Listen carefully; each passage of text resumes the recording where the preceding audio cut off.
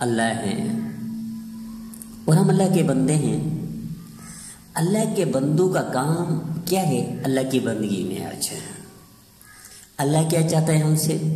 کونوا عباد اللہ اخوانا. اللہ کے بندو بھائی بھائی بن جاؤ. یہ کن کو حکم ہے؟ مسلمانوں کو.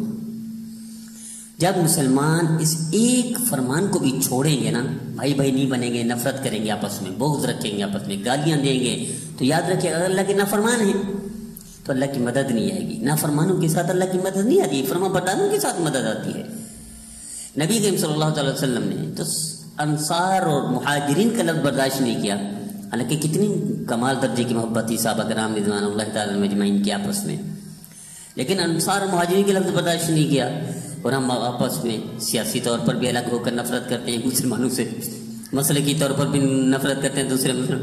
بھائی اللہ کی رضا کے لیے یہ بابری مسجد کا فیصلہ یہ ایسے ہوا ہے، یہ ہماری نا اتفاقی نا اتحادی کا نتیجہ ہے. یہ نارمے میں قرآن پاک جلانا ایسے ہوا ہے کہ کبھی کسی نے بائبل کو جلایا ہے؟ کیا کسی نے انجیل کو جلایا ہے؟ کیا کسی نے زبور کو تو آگ لگائی ہے؟ تو مسلمان کو کیوں جلاتے ہیں؟ مسلمان اس قابل ہیں کہ جب آپس میں نفرت کریں گے، اللہ حکم دیتے اتحاد کا، یہ نفرت کر رہے ہیں، تقسیم در تقسیم ہو رہے ہیں.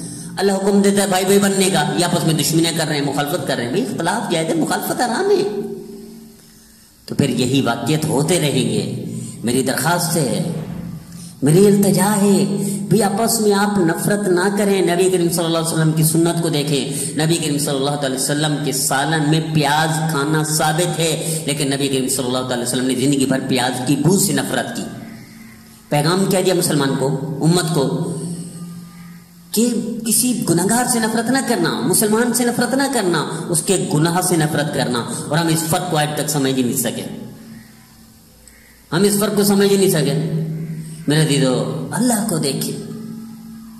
حضرت مقدس رحمۃ اللہ علیہ فرماتے ہیں بنی اسرائیل میں شخص 400 سال عمر تھی، ایک بخار آیا، 400 سال کے گناہ اللہ نے اس بخار کے بدلے میں معاف کر دیے. کیا خبر جس سے آپ نفرت کر رہے ہوں دوسرے مسلک والے سے، دوسرے پارٹی والے سے، اللہ اس کی ساری زندگی گناہ معاف کر دے اور آپ کو پکڑ لے. آپ ٹھیکیدار ہیں دین کے. میں کیا ٹھیکیدار ہوں دین کا؟ دین اللہ کے رسول کا ہے، ہم ٹھیکیدار کیوں بن جاتے ہیں؟ ہم جنت جہنم کا سرٹیفکیٹ اپنے پاس کیوں لے لیتے ہیں؟ جنت بھی اپنے پاس رکھی اختیار اللہ نے، جہنم کا بھی اپنے پاس اختیار رکھا. یہ تو ہم کیوں ایسا کر رہے ہیں؟ یہ شکوہ نہ کریں ہندو سے کہ بابری مسجد کا فیصلہ خلاف دیا ہے. یہ شکوہ نہ کریں کافروں سے کہ ہمارے قرآن پاک کو جلایا ہے. یہ میرے اور آپ کے کرتوت ہے، نہ اتفاقی ہے، نہ اتحادی ہے. کہ یاد رکھیے وہ کہانی نہیں پڑھی، 3 بیل تھے، ایک کالا تھا، ایک گورا تھا، ایک سفید تھا، تو پورے جنگل پر حکمرانی کر رہے تھے. تو لومڑ گیدڑ وغیرہ وغیرہ تنگ تھے، تو انہوں نے کہا آپس میں جب تک ان کو توڑو گے نہیں تم حکمرانی نہیں کر سکتے ہو، ذلیل ہوتے رہو گے، محکوم بن کے رہو گے. توڑو ان کو، بنا دو ان کو، کسی کو عربی بنا دو، کسی کو اجمی بنا دو، کسی کو پنجابی بنا دو، کسی کو دیوبندی بنا دو، کسی کو بریلوی بنا دو، کسی کو انڈین بنا دو، کسی کو پاکستانی بنا دو، کسی کو پٹھان بنا دو، کسی کو بلوچ بنا دو. تب یہ ان کو خاتمہ ہو گئی، برباد ہوں گے تو تم حکمران بن جاؤ گے، پھر یہی غلام رہیں گے.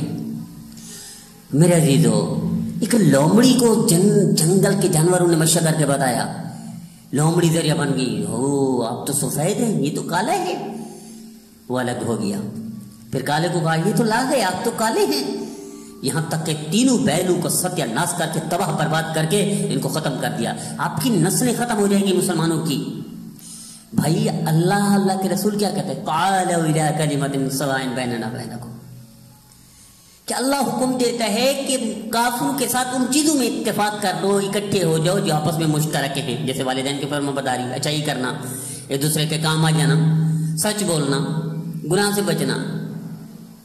یہ اللہ حکم دے رہا ہے کافروں کے ساتھ بھی ان چیزوں میں اتفاق کر لو جو آپس میں مشترک ہیں. اللہ کے نبی صلی اللہ علیہ وسلم کافروں کے ساتھ، یہودیوں کے ساتھ نہیں معاہدہ کیا، صلح حدیبیہ، اور ہم مسلمان کو برداشت نہیں کرتے، مسلمان سے نفرت کرتے. یہ نا اتفاقی، یہ انتشار، یہ افتراق، یہ آپس کی نفرت، تبھی یہ واقعات ہو رہے ہیں. آئیے ہم ذریعہ بن جائیں، ہم ذریعہ بن جائیں. جو رب زندگی بھر کے گناہ. میں نے اسی بات پڑھی، ایک شخص تھا کسی یہودی کے پاس گیا. یہودی عامل تھا، عامل یعنی جادوگر تھا، یہ مسلمان تھا، وہ غیر مسلم.